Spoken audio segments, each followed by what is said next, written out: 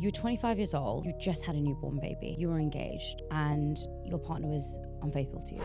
I thought, oh, this is the end for me. No one's going to want to be with me. I've got a kid. How did you heal from someone cheating on you? A breakup is just no joke. Going through a breakup with a baby involved is like next level. Nobody gets into a relationship with somebody and has a kid and thinks, oh, we're going to be co-parents one day. But there are more co-parents now than ever. Do you think that a child needs two parents? I just kept looking at my daughter every day and just thinking, if this was her, I wouldn't want her going through these things. I would want to set an example for my daughter. Let's talk about money. How do you decide on how much you spend on your daughter? I want to reiterate to anyone that is going through it, this isn't the end, and that there are going to be people that come into your life that will change it and make it better.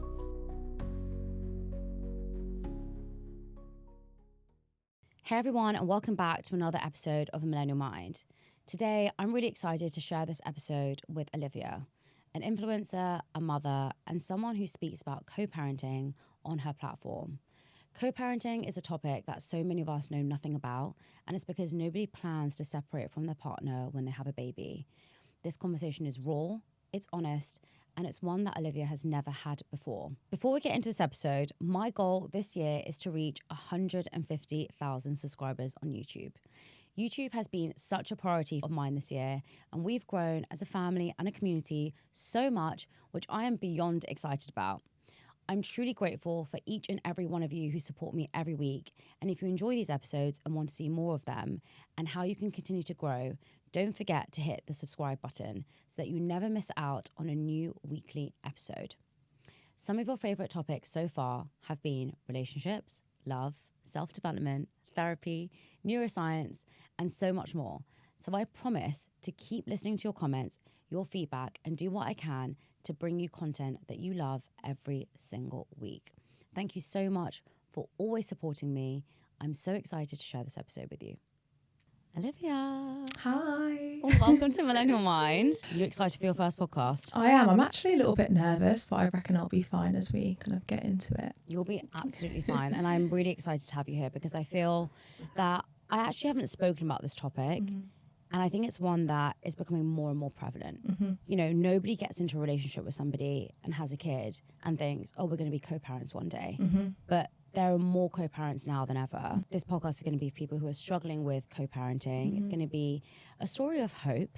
And I feel also an inspiration to so many. So before we get started, how would you introduce yourself? I'm Olivia. I'm an influencer. I'm a mother and I have a baby and she's 5. I call her a baby still, but she's, definitely a whole 5-year-old. I previously worked at Sky, Selfridges, and then I think this is the first year that I've ever actually done influencing full time. Really? Yeah. What were you doing before? Yeah. I was working at Selfridges. What were you doing? Project management, sort of officey stuff. Oh my God, and what made you transition? So I did influencing and also office job and raising my daughter, and I got to the point where I was basically going to explode and I couldn't do all of it at the same time. So I actually got made redundant, which was actually a good thing, I felt like at that time. And then I had management come in. So I just decided to take the leap. But being self-employed is very it's hit and miss. It's a lot, yeah. It's so stressful, and I think that, obviously it's very hard as well to talk about online when you're saying things are struggling and things are hard, because the next time it can be good as well. Yeah. So it's very yo-yo and very up and down. Yeah. Talking about co-parenting. Yeah, straight in there. Do you speak about it a lot on your platform?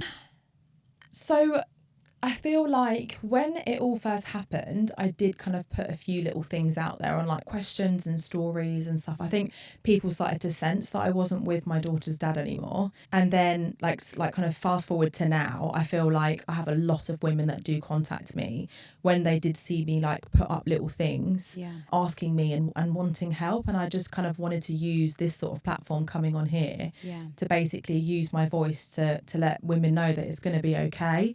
And I reply to as many people as I can. And obviously it is so sweet that women like come and like approach me, but I just feel so bad because it's just like I went through that like prior. Obviously fast forward to now, I'm all like kind of on my healing journey, new partner, everything's kind of going really great.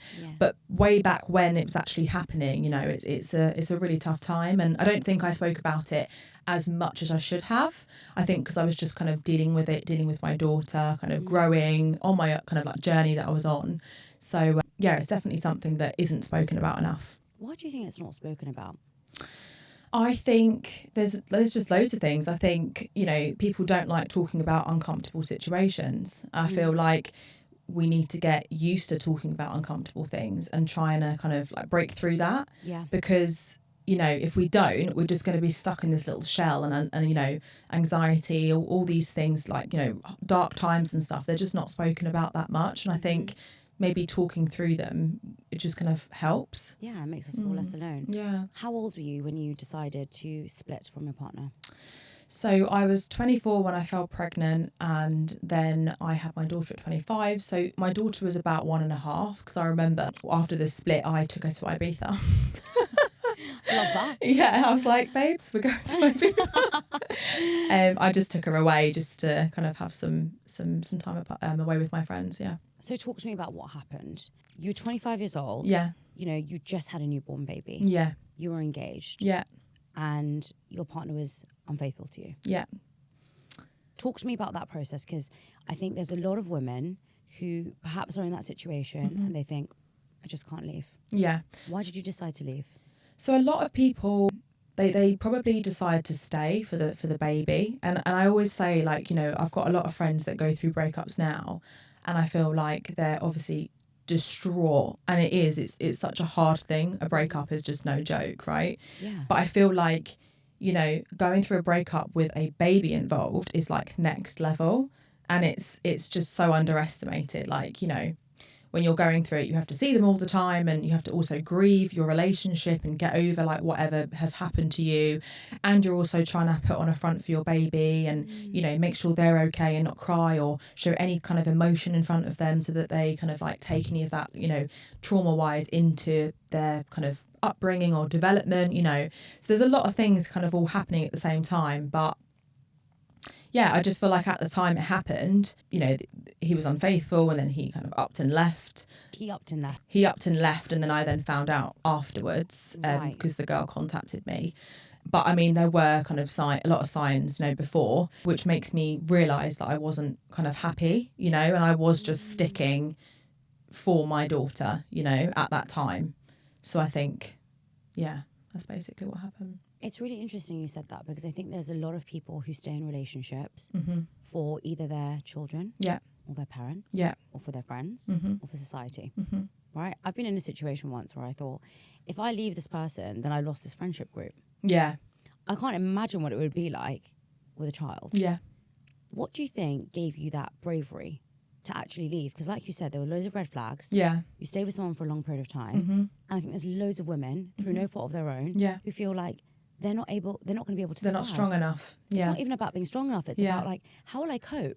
Having a 1-year-old, Yeah. you know, it's so hard. I don't know how you felt, but I speak to a lot of new mums and they're so overwhelmed. They never had a baby before. This was your first child. Yeah. You're 25. Yeah. You're like 30. Yeah. I mean, I'm 30. I mean, even if I had a baby right now, I don't think I would know what I was doing. Yeah. Yeah. You know, it takes a lot of courage. Yeah. How did you have that bravery to decide to leave?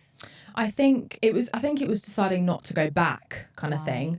And I feel like I just kept looking at my daughter every day and just thinking, you know, I've kind of put up with, you know, certain situations that aren't okay.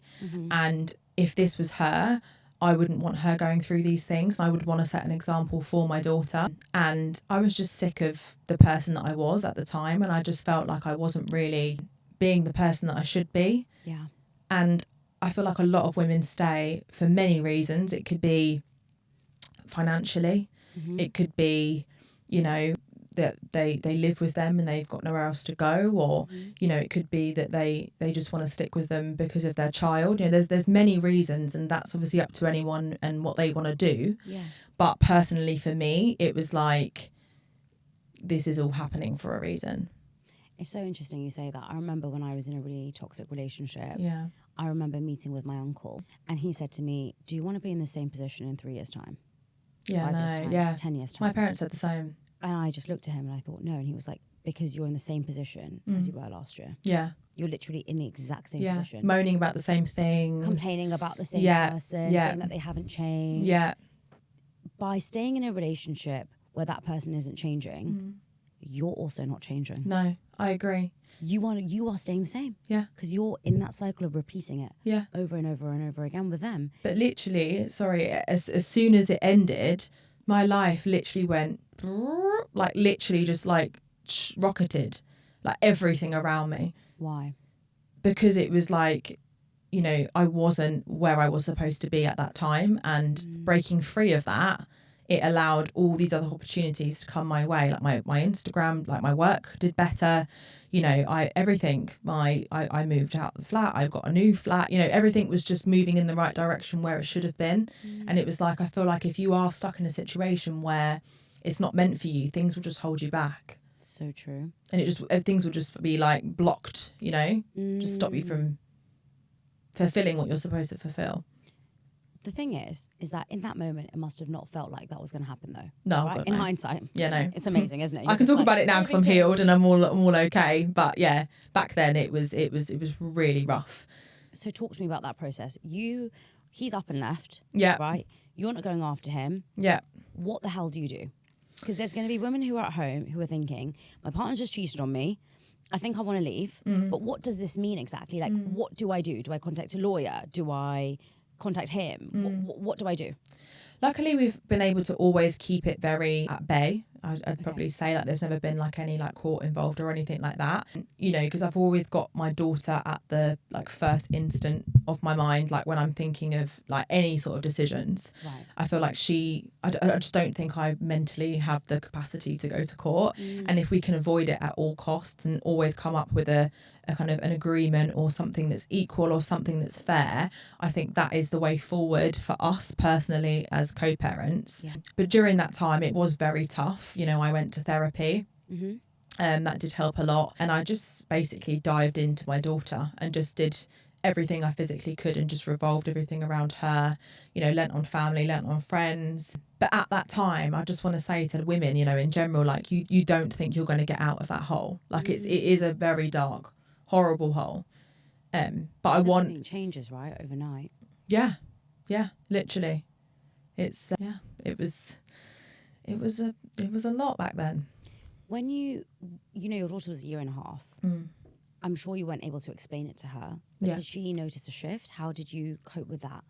So I'm so thankful that she was 1.5, because I think any child that's 2.5, 3, you know, they get their understanding quite quickly. Like I know they are 1.5 and they're starting to say mama, papa, you know, whatever.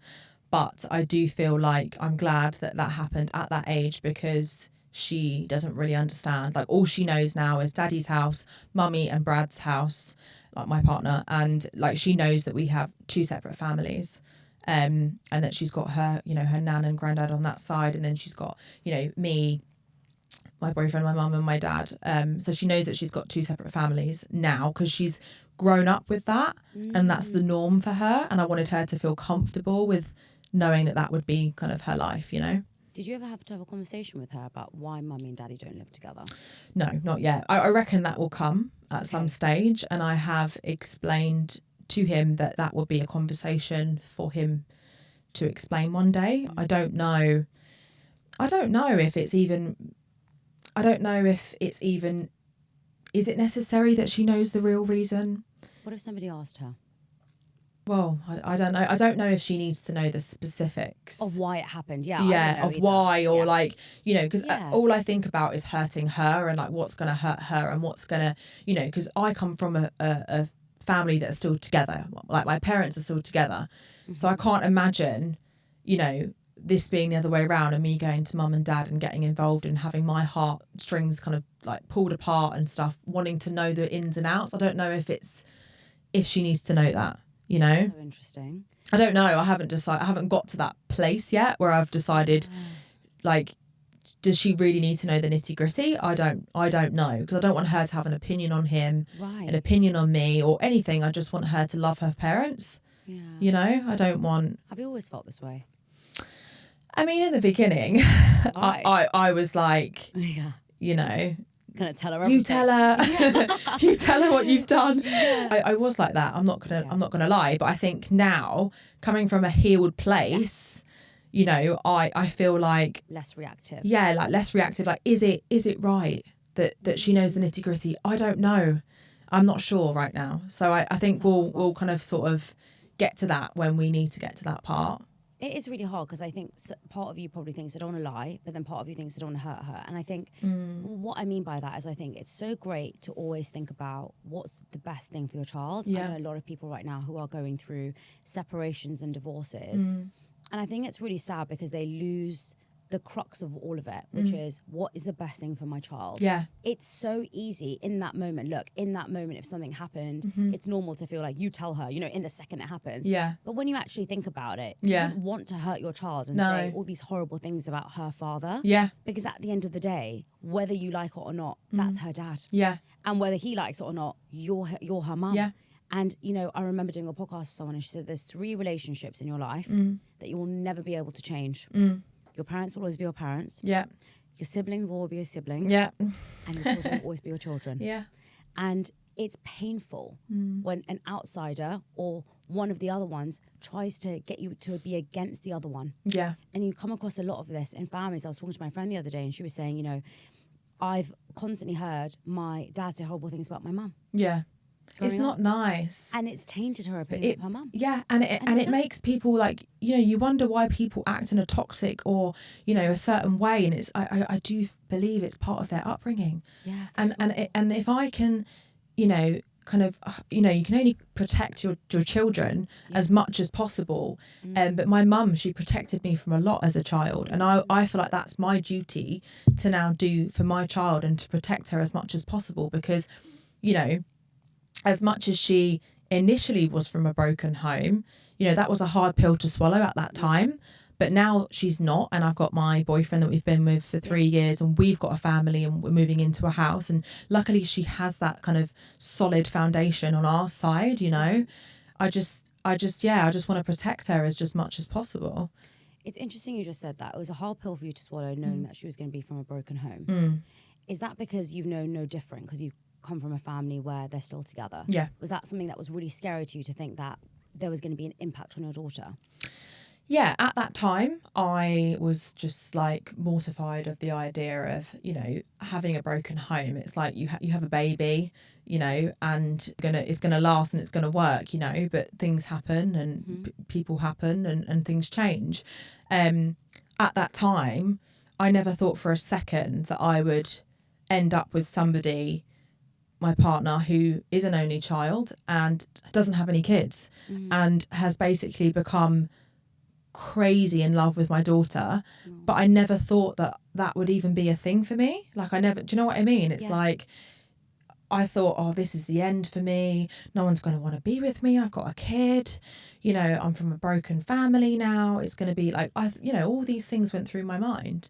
And the fact that I've managed to, you know, have that happy ending, which I want to like reiterate to anyone that is going through it. I think it's important to know that this isn't the end and that there are going to be, or, you know, people that come into your life that will change it and make it better. I love that you mentioned this because I think so many women... I sound like a preacher. I love it. I love it. I love this point because I think so many women think that they're not going to find someone else after they break up. You know, and they have kids, especially. Kids. Exactly. I even think that there's so many people who are in their 20s and in their 30s who think, if I leave this man who's been unfaithful, I'm not saying your partner did this, but he's been unfaithful, he abused me, he's horrible to me, he's cheating on me constantly. But if I leave him, no one's going to want to be with me. Yeah. Right? How did you rewire your thoughts? I'm sure when you did separate, like you said, you had those thoughts. Yeah. Were you not scared to start dating again? I really was. And I have to add, like, you know, my first ever boyfriend cheated on me. And, you know, I feel like I've had that ingrained in me from a young age, which is really sad. What have you had ingrained in you? The fact that men cheat, right? So it's like, if you have, I'm 30, so imagine that happened at me, 16 years old. So like I've had that sort of ingrained in me. So then when I met my boyfriend, it's funny because you actually mentioned, not like a quote, but like talking about quotes, but I remember him saying to me when I first met him, you know, he said to me, not in like a horrible way, but in like a way for it to stick in my mind. He said, come healed. He said, come healed. And it just stuck in my mind because it was like, you know, I first met my boyfriend and, you know, I was in a really bad place still and I wasn't okay. Right. And then we ended up rekindling after like a few months kind of went past, and we've been together ever since. Yeah. But I really wasn't in a good place. And I feel like, you know, luckily my boyfriend now is the only person that's met my daughter. Only man like that he's the only one that's met my daughter. Wow. So I feel like, you know, making sure that you are kind of healed to an extent to then go into a new relationship is very important. Yeah. Because I don't want to like put all that trauma onto him, you know, because he's had kind of more positive relationships, whereas I've had kind of more negative relationships. And, you know, I didn't want to kind of put all of that onto him, you know. And if you go into a relationship where you're always looking for the bad, yeah, you will see the bad. Yeah, because at first I was like, oh my God, like, is something going to happen? And, you know, and nothing's happening. And it's like, but I'm used to that happening. So true. You know? So that's why therapy helped. And you know, and him, you know, he's been amazing. He's put so much trust in, you know, him and men and a relationship back into me, right. Which I thought was fully gone, you know? Yeah. I thought that this just happens all the time. Like, what am I going to do? How did you heal from someone cheating on you? I think a lot of self-care. I think a lot of self-care, a lot of therapy. What did the therapy teach you? They just wanted me to picture my happy place. And my happy place was, you'll laugh, well, it's not actually that funny, but my happy place that I would always envision in my therapy sessions would be my new man, my daughter, and me pregnant, her holding my bump on a beach. That is so random. But that was my happy place. Mm-hmm. And I feel like that will hopefully come maybe next year or the year after. But that was always something that I would envision in the future that I would be focusing on and manifesting, I think, to try and get through those kind of tough times and to try and heal. But I think loving yourself is very important, because I went through a phase of like, I love my daughter more than life. But, you know, you think I'll have a baby, it'll make me happy. I'll buy a new bag, it'll make me happy. I'll buy a new house, it'll make me happy. And they're only short pieces of happiness. And you realise that the happiness is within you, and you have to make yourself happy and find those small pieces of happiness, hobbies or whatever it may be, to, you know, keep that sustainable, like, within you. There's a lot of women, when their partners cheat, that they blame themselves. Oh yeah. They feel, yeah, it's their fault. How do you overcome that? Well, my new thing is I always say it's a you problem now.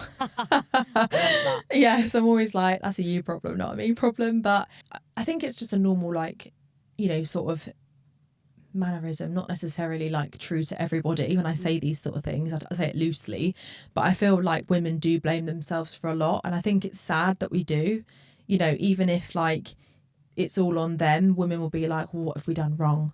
Right. You know, what have I done to cause this? You know, he's done this or whatever. And I just think women should really look at it for what it is and realise that it isn't them necessarily, you know, and they are their own human being, and they are, you know, fully functioning. They are doing what they want to do. And if they do that, that's their thing, that's their problem. And that's why I say it's a them problem. It's really interesting, because I think that I remember talking to one of my friends who was going through a breakup and she was blaming herself. But I always think that women kind of go to like their looks, you know, it's because of this, because of that. And it's always like quite about the external, like the way they present themselves. Yeah.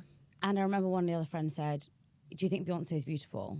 And someone was like, yeah. And I was like, she's been cheated on. Yeah. Do you think J-Lo's been cheated on? Exactly. Yeah, and I love J-Lo. Right. Yeah. And like, if J-Lo can be cheated on, trust me, it's got nothing to do with what you look like. Yeah. It's them. Yeah, yeah. Like, we can't keep criticising ourselves and thinking, what's wrong with us? It's about accepting that, okay, well, that's on you. And I uploaded a quote yesterday and it said, the best revenge you can get on someone is to not be like them. Yeah, yeah, yeah.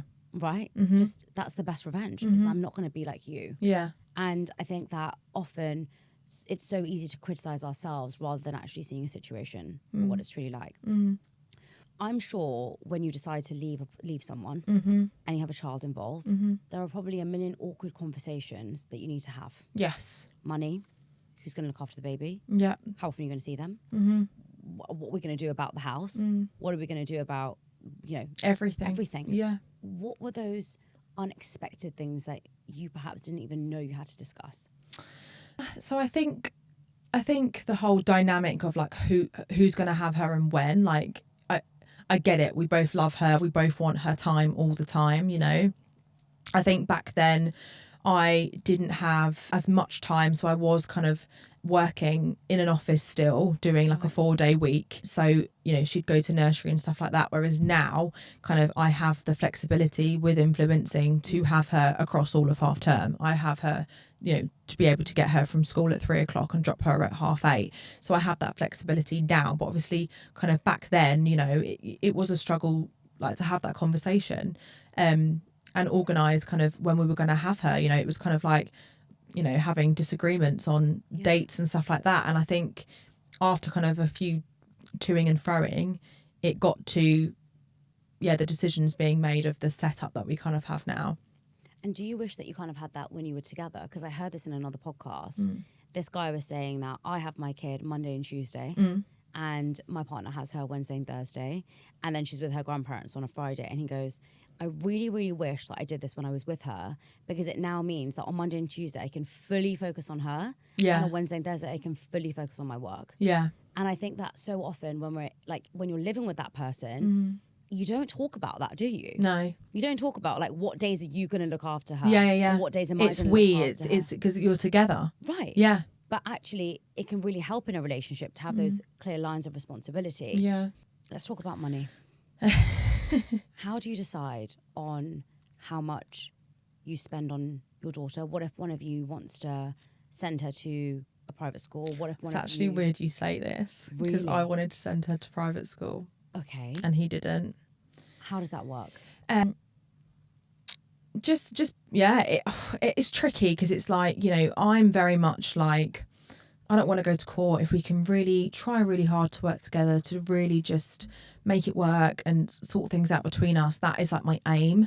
But obviously, like, if it got really, really awful, then obviously it would have to. But that would be my last sort of, what's the right word? Last resort. Yeah, it'd be my last resort. Yeah. Yeah, because there's so many people that waste so much money going to court. Yeah. And you're just at each other's throats. Yeah, and we're not at each other's throats. Yeah. So it's like, we don't need to go there. If we can really just work together and just focus on her, I think that's the most important thing. A lot of, parents with the whole like financial side of things, can't agree on anything. And then, people start, filing, is it CSA? I think it is, whatever it's called, like child's maintenance and stuff like that. But no, I've not had to go down that route. Your situation's quite unique though, I would say, because I know a lot of people right now who are in court at each other's throats. Yeah. And it's really sad because, look, I study law at university. I can tell for some reason. I just feel like, an investigator. I can tell. I really wanted to do family law. Yeah. I found it really interesting. And my friend actually does. I've actually spoken to her numerous times about advice. Yeah. I remember going one day to solicitors, and I remember the mum. I was with the solicitor and the mum, and the mum was saying all of this stuff, and I think the solicitor said we can add something like that in. And I just felt like it was very manipulative. Now, the issue I had with studying law was it is very manipulative. If you can find a loophole, if you can find an example, you can make a case, right? If you can find a way to kind of pin a story together, it can work. And I found it really hard, actually, to be so manipulative like that. Yeah. I think a lot of people lie when it comes to court. And I think it's wrong. I think it's really bad that people lie and use their children. Yeah. Do you know of anyone that's done that? I don't know anyone that has lied. I do know friends that have gone to court and have had serious problems with their exes, and it's got really, really toxic. And I don't think I could physically go through that. Like it just sounds so tormenting, and they're at each other's throats constantly. And, you know, I do feel like if people are still at it like that, do they have feelings? Like, I don't, what is it that you're still holding on to? Like, is it, and my boyfriend, he calls it trauma bonding. So it's like they both went through the same experience. So they're both just fighting each other because they had the same sort of experience together. And that's just the way they're bonding over the fact that they're arguing basically over their child, you know? But some people are arguing over money. Mm. And some people are arguing because they don't feel like one of the parents is a right fit to be a parent. Mm. Do you think that a child needs two parents? I heard that if a child has one stable home, that is enough for the child. Don't quote me. I mean, I am not a pro at any of this. Yes. But I did hear that if a child has one stable home, that's okay. That's enough for them. You know, if they have one stable parent. I do believe that a child needs to have a father and a mother. And in my cases, we have two and a mum. Yeah. Which is nice. Which is nice. Yeah. I think it's really difficult because let's say you have a lunatic husband or partner that's like beating you up every minute and then you separate. Yeah. You don't really want your child to be around them. No, and that's when I think it's important to get court involved. Right. Yeah. If there's some kind of deeper issue. Of course, yeah. No. But I think it's hard because I think there's so many people now, and I think a lot of fathers feel, you know, the courts are in favour of the women here. You know, they feel that a woman can just say, like, my husband's hitting me. And the court believe her. Yeah. I feel like the courts are very in favour of, you know, I don't know what it is, but when you have when you carry a baby and you push that baby out, right, you feel like that's yours. Like, even though it takes a man and a woman, I can't explain it. Like, women get it. Like, when you've carried that baby and pushed that baby out, you feel like, oh my God, that's my baby, you know? And you have this like kind of hold and like protection over them. And I feel like, you know, whether the courts sort of take that more in favour, you know, I don't know. But, you know, I feel like naturally us women, we have that extra layer, I can't explain it, of maternal instinct. Yeah, just towards our children, you know. I get it. Because the men don't have to carry or do any of those extra like maternal things that we have to do, you know. You mentioned that you found your partner after your separation. How did you introduce your daughter to him? So I actually did it in a very natural setting. My friend was having a barbecue and we just went to the barbecue and he was there. But we weren't actually like dating at that stage. Like, it was very, very early. Like, it was just as if we were going to a barbecue and they were just playing on the slide together. And that was literally it. It could have been like, you know, anyone. Do you know what I mean? Not like a stranger. But like, yeah, we were in a social setting where we knew everybody. And that was basically the first like initial meet. And how did she feel after it? Did she ever ask you who he is? No. Why he's coming over? To start with, it was, she obviously met him and then that was kind of it. And then we then dated and wanted to see how it would work. After periods of time, we decided to introduce her. And how was she? Was it, do you ever feel there was a competition? Did she ever feel like that? In what way? Between your partner and her dad? I mean, I know that she loves them both, but like, I mean, I wouldn't even say it's more between those two. I'd say it's probably more between me and him, because, you know, she would go through phases, and I spoke to a friend about this recently. Like, you know, Fifi, my daughter, she would go through phases where she just wanted to be with her dad all the time. Right. So I'd say more of a competition in that sort of way. You know, it's like I was her punching bag. I was her comfortable space. I was the one that made her eat vegetables. I was the one that took her to all her hobbies and made sure she was on time, you know. And it was like she was better behaved for him and like daddy's girl type thing. That's so interesting. Yeah. When you're living together and they're kind of daddy's girl, mummy's girl, and you don't have feelings for the other person, you only have love, I guess, for the other person, it might not feel... It's not as bad. Yeah. But when you're separated, it's worse. How did you cope with that? Well, I just had to seek, you know, advice from friends, and then the minute a friend would be like, "Oh yeah, my daughter was doing this as well. Don't worry, it's a normal thing. They'll grow out of it." Which Fifi has now. Like, she's definitely grown out of it. Like, 5 is definitely my favourite age for her. Like, because I feel like I'm out of the tantrums and stuff. But, you know, I think understanding your child and what it is they want to do and what they want to play with and stuff like that, and doing more of like kind of what she kind of wants to do. But I feel like the mum always ends up doing the cleaning with her and the cooking around her, and that's boring for a kid, you know. Whereas sometimes the dad, like even my partner, he does all the playing and the play fighting and the fun stuff and the tennis outside, you know. They're the fun parent, whereas I'm like I take her rock climbing and do all this stuff, but I'm the one that's no, I need to do the washing, baby, like, or you know, I need to put the cooking on, and it's bath time soon and bedtime, and you know, I'm that like, is strict one. Yeah. How do you define those roles? It's really interesting because I think that as women, we have to manage the house. Yeah. You know, it's just in our nature. We have to. Yeah. We're taught to do it. And, you know, I think it does. Look, I'm not here to say that every household is the same. And Nikhil, my fiance, he is so open and so understanding and helps all the time. Right. And I just uploaded a reel recently where I said, I've got to stop saying for me. So I say to him, can you do the washing for me? Yeah. Can you empty the clothes for me? It's for us. It's for us. Literally. And yeah, we're a team. Exactly. Yeah. But I do think that because we've been told to do these things, we're just more proactive with it. Right? So yesterday, the washing basket was so full and he put more things in there. And I was like, why did you put more things in there? And you wouldn't put it in the washing machine. He was like, oh, sorry. And he like, put it away. It was fine. Yeah. But then it's more that I have the mental load of like seeing that the washing basket is full to put it in the washing machine. Yeah. Whilst he'll just add. Yeah. And I think that's not his fault. It's just he hasn't been raised to think that, oh, when the washing basket is full, I'll put everything in. In his head, it's like, we do the washing on a Tuesday. Yeah. And so I'm not going to do it on a Monday because the Tuesday's the day to do it. Does that make sense? It's very regimented. Yeah. And so I feel that like when you're raising kids as well, when you're in a relationship with someone, you can both kind of be like the strict parent here and there. But when you're separated, do you ever feel like you kind of use it against each other? Because I guess you both want to be the fun parent. How do you decide what the roles and responsibilities are?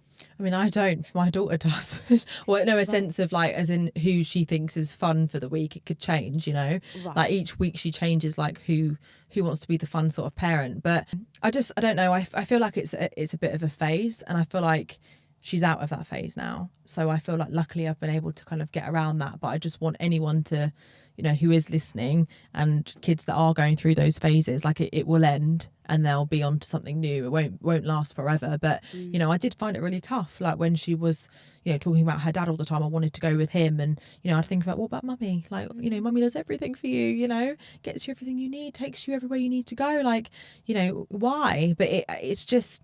Did you ever ask her that?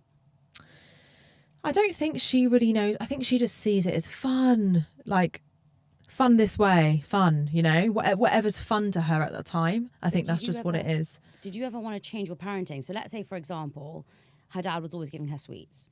Well, that's the case, yeah. Yeah? And then she comes to you and you're like, well, you've had like 3 teeth out. Yeah. And your teeth are rotting. Yeah. So I don't want to give you sweets.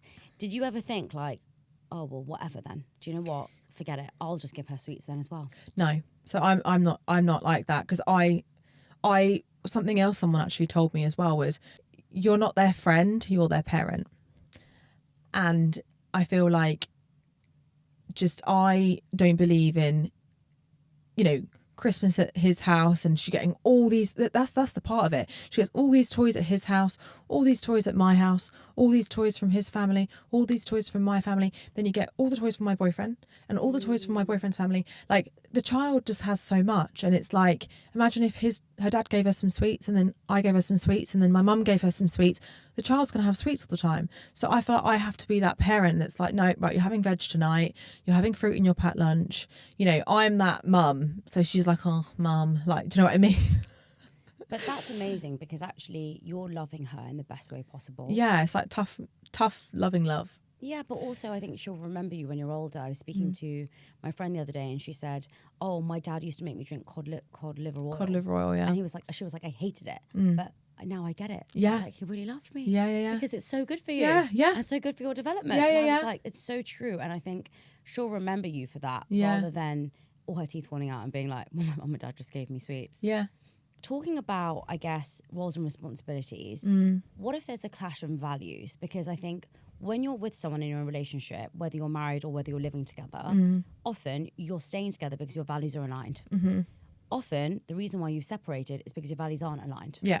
So let's talk about, for example, if you wanted her to do one thing because you thought it was really strong. Let's say, for example, you wanted her to be vegetarian.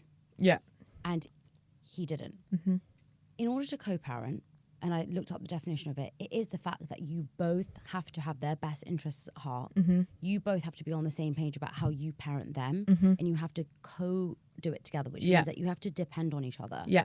That requires a lot of trust. Yeah. When someone has cheated on you, the first thing that goes is trust. Yeah, of course. How do you learn to trust him with your baby? I know that he is a good dad. That's Wow. one thing, because I know that he does put her first and he does make the effort and everything. And I feel like I have my boyfriend in my ear to calm me down in a lot of situations and make me see differently, because he stops me from reacting in certain ways. And I feel like, you know, even though things have happened, I know that despite everything, you know, he is a good dad to her. And like, for example, like, you know, at the minute she plays tennis, you know, that was my idea. Swimming lessons, my idea. You know, if I had it her dad's way, you know, she might not be doing tennis, and that's okay. But I wanted her to do tennis, and now she's amazing at tennis, you know. And I think sometimes, even though values might not align, I think it's just having that conversation to kind of communicate and just make sure you are on the same page. And then if you're not, just to keep communicating until you do and you make some sort of agreement. But I feel like, yeah. What do you think made your relationship go from bad to good? How do you think, there's someone at home listening right now who's thinking, I don't align with that with my co-parent, my co-partner. I'm really struggling because they've hurt me so much. I'm going through therapy. I'm trying to heal. But look, I'll be honest with you. I can't put my child first because I'm in so much pain from them. Yeah. What do they do? As a parent, you can't be selfish. And I feel like you need to just put your child's needs first and just focus on them. And I think even though you're going through so much pain, you know, it's not going to last forever. And you need to focus on the end goal of, you know, you living a happy life with your child. And I think, you know, it takes time. I think time is your biggest healer when you're going through something like that. And it's just, I feel so sorry for all the people that are, because it's such a painful time. But this is happening for a reason. And I just believe that, you know, if it wasn't happening, it would have either happened again at another time. These things and these lessons keep repeating themselves until you do something about it. Yeah, you know. Sure. And I think Fifi was my rock, you know, just looking at her and loving her, and, you know, her just smiling and, you know, getting through all of those stages, all different ages and stuff like that. I think that's just what got me through it. I love that. I think just listening to you have so much love for your child. Yeah. Like, you just put her first. Yeah. And I do think that's a really unique strength. I remember, this is such a silly example, but do you watch the Kardashians? Yes. I used to. Do you remember when I was going to say Lamar. Do you remember when Tristan cheated on Chloe? Yeah. Like 2 days before she had the baby. Yeah. And I just remember thinking, like, how amazing is she for being like... Yeah, no, he like fully moved in. Like lived with her and everything, yeah. She allowed him in the labour room and she found out like 2 days before. And then he did it again. Yeah. And I feel that, I remember what she said. She was just like, I'm not going to transfer my pain onto my baby. Because also, who am I to say who am I to ruin their relationship? Yeah. And I just think having that kind of love for your child and thinking about their needs of your own. I mean, I'm not a mum yet, but I just think that it's so amazing. And I don't think every parent is like that, by the way. I think there's a lot of parents who kind of pin their child in the middle. And I think there's a lot of parents who feel jealous of the child. Yeah. Right? Because the love is now not with them anymore. Yeah, of course. It's but I've got a friend actually she's actually going through the same thing. Like her partner cheated.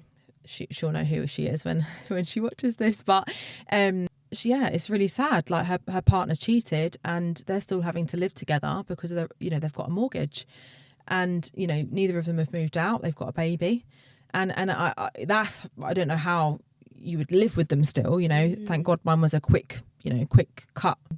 But yeah, it's really, really difficult. But she is so strong. She's stronger than I ever was. Really? She's putting things in place and in motion that I, obviously there's a lot more kind of financial ties that she has over what I had. But it's amazing. I just think women are so strong. And I heard that the earth is like female. What do you mean? Earth is like female. How does that work? I don't know. I just heard that the earth is female. So I'm like, knows what that means. I'm like, go women. I love that. Yeah, I know. What's the What's the number one piece of advice you'd give to someone who is going through a co-parenting journey right now and they're struggling? I would say keep strong for your child. They are everything, and put in everything also to yourself in a sense of like therapy, self-care, go get your hair done, make yourself feel good, go for a run, read your favourite book, journal, like do all those things, go get a massage, like anything that's going to keep you happy and do the things that you love alongside raising your child. I think that's really, really important. And I think that's how I got it. And I kind of like found myself again. Really? Yeah, definitely. Like I'm not the same person I was before. I have more boundaries. I'm standing up for myself for the first time in my life. I want to be a strong role model for my daughter. And I just think, I think it's made this whole journey easier having the support from my partner. Yeah. I don't know how I would have done half of the disagreements in co-parenting. I don't know how I would have done a lot of things if I didn't have him by my side. And it's so crazy how supportive and someone could be, considering they don't have kids or they are an only child, coming into a relationship where, it's, as he says it's 1 + 2, not 1 + 1. Yeah. It's so true. Yeah. And I think also having the ability to have someone in your life that always tries to see the good in other people as well. I think it's so difficult if you're in a relationship and they're winding you up, because we can all be wound up very easily. I can be wound. I'm so easy to wind up. Yeah. If someone does something to me and then there's someone else that's like, yeah, see, they did that to you, I'm like, Yeah. let's fight. Yeah. But I think, and that's why I didn't want to sit here and badmouth the situation, Right. because it's like, if you'd have got me on a podcast back then, Right. like I don't know what I would have said. But because I've come from a healed place now, I feel like it's just easier to, sit and discuss like black and white of like the situation and what happened. Because if I was sitting here crying and, bad mouthing, it just shows that I'm not, healed. And also, how's someone going to learn from that? There's a lot of people that try and come on my podcast and ask me and say, I want to come on. Why won't you let me on? And I'm like, because you haven't learned anything from the experience that you're going through. Yeah. Your experience is something I would love to talk about. Yeah, and it's raw, probably. Exactly. Yeah. And so heal from it. Learn from it. So Learn the you can help lesson. the people who are struggling with it right now. There's no point in us just talking about the bad and how awful it is and how terrible it is. All that's going to do is make someone at home feel like, I'm never going to get out. I feel terrible. How am I going to move on? Yeah. And I'm hoping that from this conversation, someone's thinking, okay, you were in this bad place. It wasn't all great how it is now. These are the things that I need to do, and this is how I'm going to get out of it. So thank you so much for coming on. Oh, thank you. It's a pleasure. First podcast. I know. Thank you.